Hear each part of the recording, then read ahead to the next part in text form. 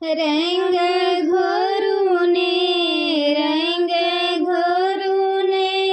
ननदो खेलब होली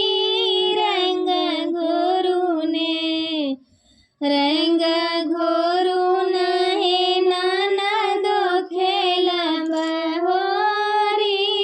रंग घोरुने हम जनित दियोर रसियाया होता हो लाले पीरनु पहिरे रहिता हो लाले पीरनु पहिर के रखिता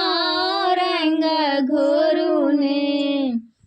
रंग घोरुन हे ननदो खेलब होरी रंग घोरुने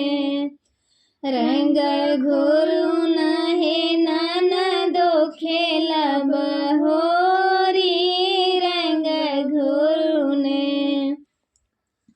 ये हम जनित नंद सिया रसिया होता ये हम जनित नंद सिया रसिया होता हो लाले पीरे धोती रंगा के रखिता हो लाले पीरे धोती रंगा के रखिता रंग घोरुने रंग घोरुने हे ननदो खेलब होरी रंग घोरुने रंग घोरुन हे ननदो खेलब होरी रंग घोरुने ए हम जनित परदेसिया बालम होता ये हम जनित परदेसिया बालम होता हो तो सक पर तकिया लगाए रखिता हो तो सक पर तकिया लगाए रखिता रंग घोरुने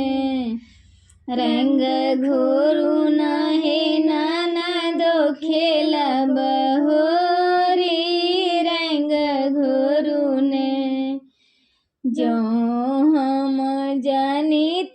परदेसिया बालम होता जो हम जनित परदेसिया बालम होता हो तो सक पर तकिया लगाए रखिता